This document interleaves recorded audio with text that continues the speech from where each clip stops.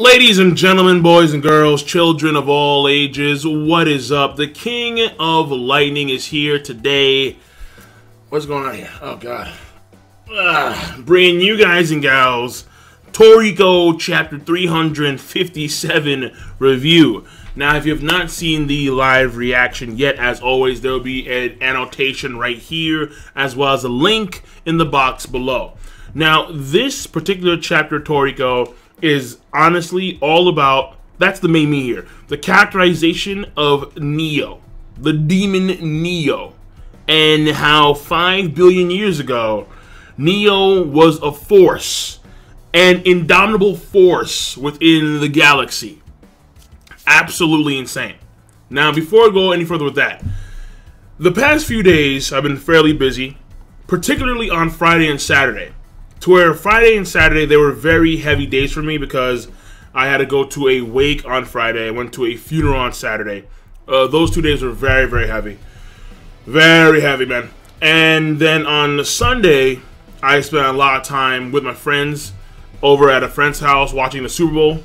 Cam failed me. Goddamn Panthers. Goddamn Panthers. They did fail me, but I gotta admit that when it comes to Manning, he did have a very good career, and that has to be acknowledged.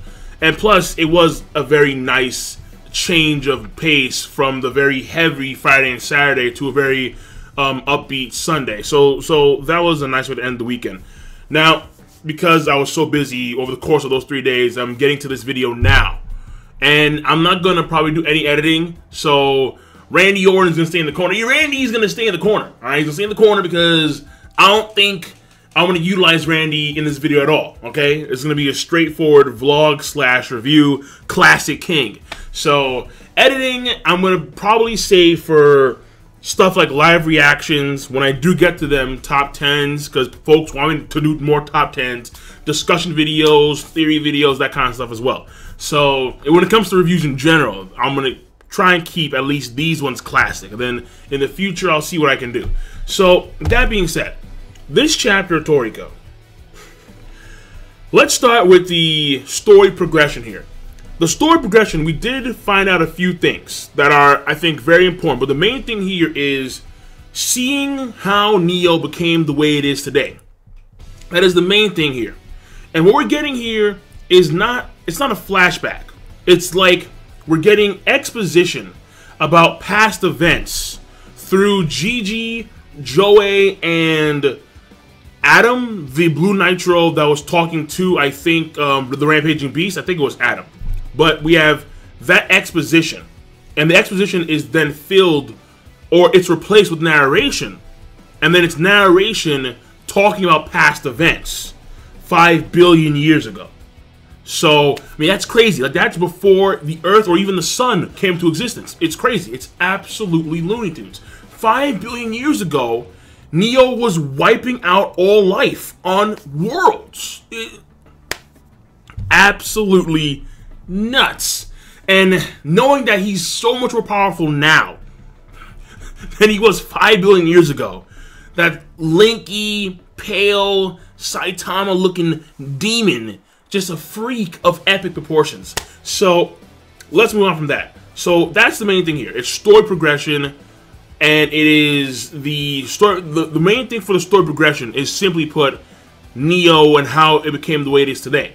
But also we have stuff about the Nitro that's very intriguing, because the Nitro, given what we saw in this chapter, they had a system in place 5 billion years ago where they treat planets as if they were fruits or vegetables, and it's insane because we find out through Gigi's dialogue that the cultivation method that the Nitro utilized to ripen the worlds has been the same. It's been the same. You infuse the gourmet cells through meteorites into a planet. The planet grows and, you know, like it's a fruit, like it ripens. And they also speed up the ripening process by applying stress to that environment. It's a similar concept to where, like, if you burn down like a section of a forest and it regrows, it becomes like that area becomes a lot more vibrant and colorful, has more vitality. That's a thing. I think it is, at least, because I'm not a botanist. I don't know. But when it comes to stress, they currently apply stress to a planet via the Gourmet eclipse. So somehow, some way, they are able to block the sun. How? Oh my God. How are they doing that? How are they blocking out a fucking star? Oh. How are they doing this? Explain this to me, please. No. Sweet baby Jesus. Okay, we're done. Okay, all right, we're back in gear. We're back in focus. So clearly, they're applying stress to the current Earth of Toriko by blocking out the sun somehow, some way. That's the current method. But the old method of ripening was actually taking Gourmet demons, throwing them into a planet, and just having them run roughshod, and just completely dominate all the species there, and just like consume in mass, basically forcing an apex predator into an unknown environment, consuming most of the life there, and then just dipping. And then they let the planet like repopulate. They let more of the vegetation come back to life and that kind of stuff. So the fact of the matter here is that that is the old method. And the Nitro had that system way back when, 5 billion years ago. So that is something that the Nitro have been developing 5 billion plus years ago. 6, 7 billion years ago, who knows? But they are that old. They are that powerful. They are that regal. So the Nitro are very intriguing because I want to know more about the Nitro themselves, like how they came into being. I want to know about their old civilizations, like the first Nitro civilization. Like that's what I want to find out, because that's a story that is way older than 5 billion years. So it's pretty intense. But either way, right now it's Neodemon. And Neodemon is, whew, man. So let's get to the characterization here. Characterization, Neo is a freak of unbelievable proportion. And the main thing here when it comes to Neodemon is two things. Well, I know it's three things. It's how Neo started off, and then it is, oh, you know, it's four things. So it's how Neo started off, how it was able to escape the grasp of the Blue Nitro, or the Nitro in general, and how it transitioned into this absolute monster. The fact that Neo has an insane way of hunting, and finally the efficiency at which it hunts. So let's start with number one. Number one, basically, he was some scrawny, linky, Saitama-looking Gourmet demon in the corner. Just like, oh no, no, please don't touch me, no, I'm scrawny, I'm weak, leave me alone, no. And the Blue Nitro like, this guy's a bitch. And so one day, on some planet, when they were done ripening the planet for like the month or whatever, the year, the millennium, I don't know, they dip. But when they dip, they forget one of their Gourmet demons, and that was the demon known as Neo. Now, on Manga Stream, they call these Gourmet demons that were controlled by the Nitro for the purpose of ripening worlds, livestock. But on Batoto, they call them beneficial beast. So, I mean, normally, if it's Manga Stream versus Batoto, I'm sorry, Manga Stream, but I go for Batoto most of the time. But either way, so the beneficial beast, that's what they were called, and Neo was one of them. Now, what was crazy about this is Neo, though scrawny, though weak, Neo was waiting for the opportunity to where it could be by itself alone in a world without the Nitro watching it. And it took that chance when the Nitro said, you know what, forget about this guy. In fact, there's actually a very intriguing piece of dialogue. I'll get the page for you right now, because I have it saved. So, one of the Nitro, when they're leaving Neo behind, it says this: actually, did we even have a beneficial beast like that in the first place? And then another Nitro responds, beats me. So, what's fascinating here is that clearly, the Nitro, they weren't even aware of where Neo itself even came from. So that's very intriguing. Or letting it be known that there may be even more when it comes to Neo's origins, because not even the Blue Nitro themselves are aware of where Neo itself came from. Like, how do they even attain these Gourmet demons? Like, where do they come from? Like, for 2 seconds, just think about that. where did these Grimmy demons come from to where the Nitro could capture them and use them as livestock or beneficial beast? So then, if that's a mystery, where Neo itself came from is also a mystery. But they do know how Neo started off. That's for sure. They know how it was linky as shit, it was scrawny, and then became a freaking force. Because they got cocky. They They left him on the planet, thought that it was gonna die, but little did they know that Neo was rocking the Edge music, alright? He was seeing very clearly. And he took the opportunity and he began to run roughshod. Now, this is where we find out about his hunting method. Because after he escapes the grasp of the Nitro, this supposedly timid and dim-witted demon was actually fairly clever. Took the chance to start consuming bugs. And it was just savage, too. It was savage. Like, oh yeah, ants. Just savage. Just lick them all up like an anteater. I'm like, goddamn. Neo. It hunts in a certain way because it wants to activate the dopamine within creatures. So the dopamine can make the meat of the creature taste much tastier. And it hunts in a way to where it tries to release the highest amount of fear in a creature to where the creature knows that its fate is inevitable. And as a means of that fear, that response to Neo's activity, the brain releases dopamine because it knows that it's going to die. It can't escape death. And so the dopamine is a means, it's a chemical that's released by the brain, and it's a pleasure substance. It seeks the high levels in dopamine so it can consume and it can get the most out of that creature. So in a sense, it's a drug addict because Neo, it seeks dopamine specifically. So when you had Acacia in that pit hole, where the Blue Nitro were, cooking stuff for Acacia, for Neo Demon Acacia, you hear Acacia saying, like, more screams, more pain, more, give me more. And it's salivating, it's drooling, because that sorrow, that pain and anguish is what releases the maximum amount of dopamine in that creature, and that's the best taste for Neo. Then this leads to Neo going to one of the greatest achievements of the Blue Nitro. This amazing, luscious, huge world full of life, full of activity. It was the size of Jupiter. So I do want to correct myself. In the live reaction, I said it was 4 times the size of Earth. No. I was wrong about that, and I'm going to correct myself here. Because it was stated that the diameter is 140,000 kilometers. That is the size of Jupiter, not the circumference.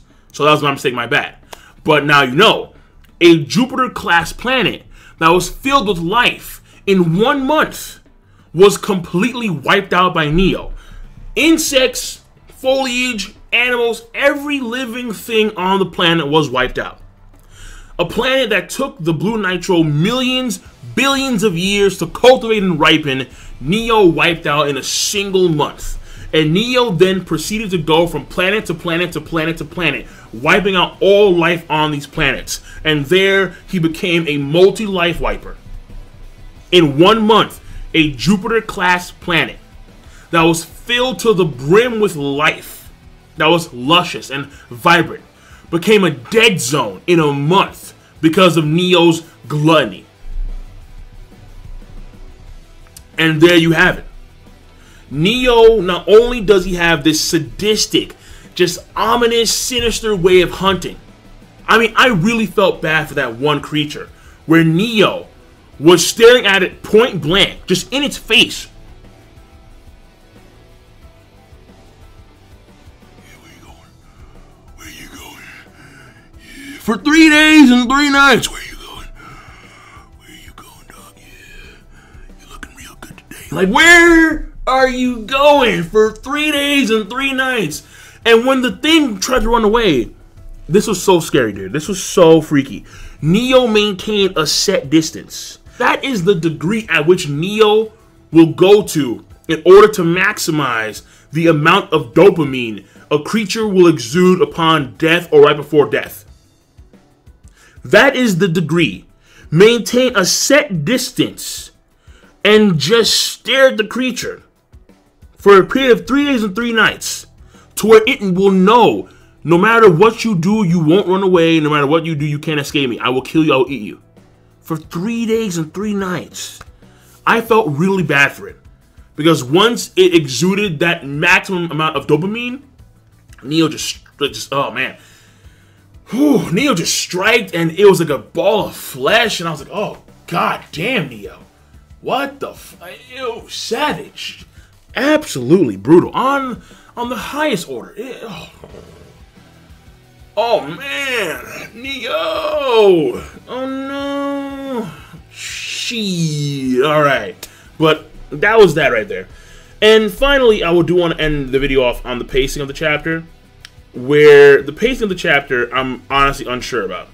Because the pacing, it could be perceived as a good thing, given the previous chapter, which was utter garbage. I mean, it was one of the worst chapters I've seen in Shonen, probably the worst chapter in Toriko, where you're going to skip 3 arcs. 2 of the arcs would have been very good for 2 of the main characters, Sunny and Coco, but you skip it in one bound. And honestly, I think it comes down to outside factors, because I don't think Mitsutoshi... No, there's no way. Mitsutoshi, he knows the way his story has operated before. This is so beyond it. Area 6 is where I think it started. Area 7 and Area 8 are fast via the comparison of the human world. But Area 6 is where all of the... Like, oh man, that's where the structure winds up getting all fucked up. That's where the pacing takes huge bounds. But by comparison to the previous chapter, pacing-wise, this chapter is a blessing. In of itself, it's okay overall. But when you compare it to the overall story, I wonder if this chapter is actually well structured, like where its placement is. Because for the overall story pacing, it seems like this would be a mistake. In a certain respect. Because Neo itself, in real time, has not gone that much.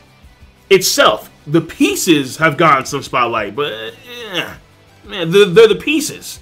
Then on top of that, you have Acacia talk, say like, you know, like fear and sorrow, let me consume that, which is not really much at all.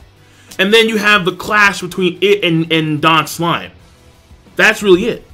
So I have to wonder, maybe we do need a lot more from Neo Demon in real time before we can say that the pacing for this chapter is actually good. That's like my dilemma here, where to the overall story, it can be perceived as bad, but compared to the previous chapter, it's pretty damn good. But in of itself, it's okay.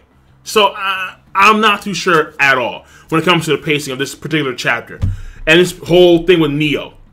Because for the overall story, it's the whole thing with Neo that's still ongoing. So that being said, when it comes to the overall chapter rating, because there's a lot of different things that are going on with the pacing, I'm not too sure, honestly. But excluding the pacing, the chapter is pretty damn good. So I'm going to give it a rating of a great. That's an 8 out of 10, and I'm done. So King of Lightning, rate the video, comment, subscribe, share the video as well. Twitter, Facebook, whatever you got. So I will see you guys and gals later. Have a nice goddamned day.